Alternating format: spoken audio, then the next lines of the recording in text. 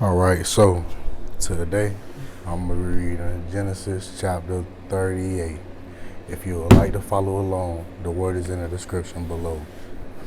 And it came to pass at that time that Judah went down from his brethren and turned into a certain Adullamite, whose name was Hirah.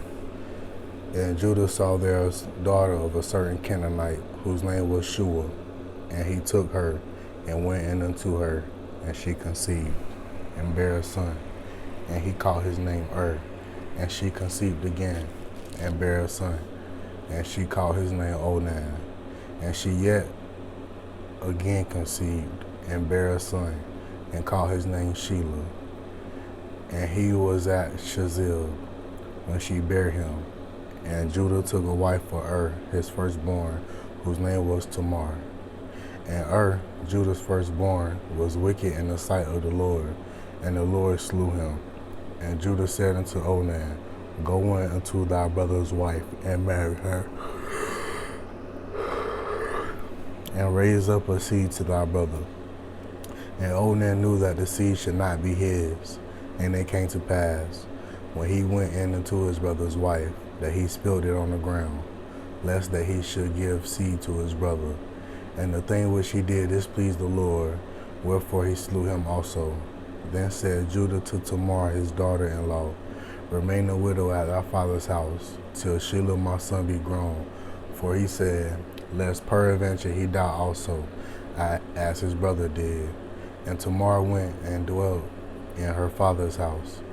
And in process of time the daughter of Shuah, Judah's wife, died, and Judah was comforted, and went up into his sheep shears to Timnath, he and his friend Hirah the Adullamite.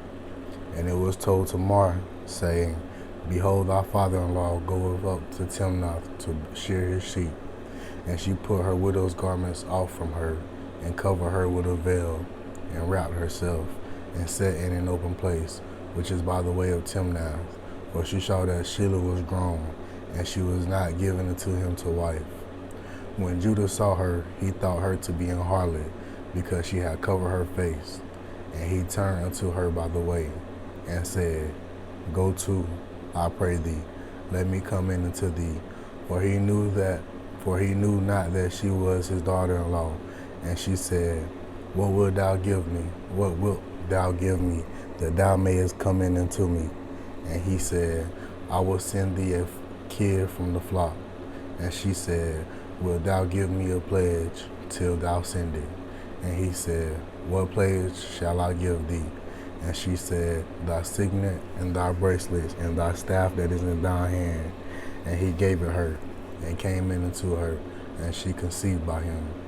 And she arose, and went away, and laid by her veil from her, and put on the garments of her widowhood. And Judah sent the kid by the hand of his friend, the Adullamite, to receive his pledge from the woman's hand. But he found her not. Then he asked the men of that place, saying, Where is the harlot that was openly by the wayside? And they said, There is no harlot in this place. And he returned to Judah, and said, I cannot find her. And also the men of the place said that there was no harlot in this place. And Judah said, Let her take it to her, lest we be shamed. Behold, I sent this kid, and thou hast not found her. And it came to pass about 3 months after that it was told Judah, saying, Tamar thy daughter-in-law hath played the harlot.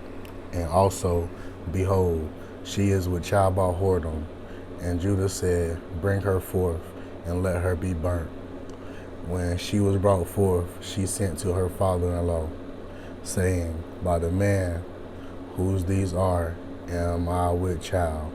And she said, Discern, I pray thee, whose are these, the signet and bracelets and staff?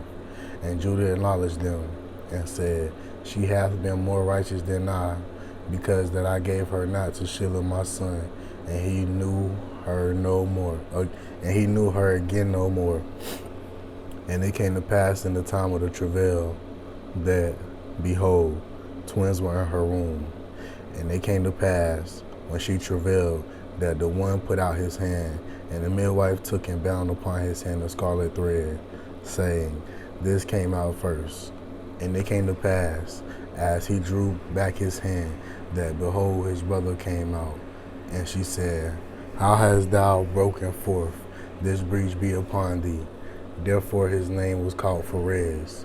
And afterward came out his brother that had the scarlet thread upon his hand, and his name was called Zorah. Amen.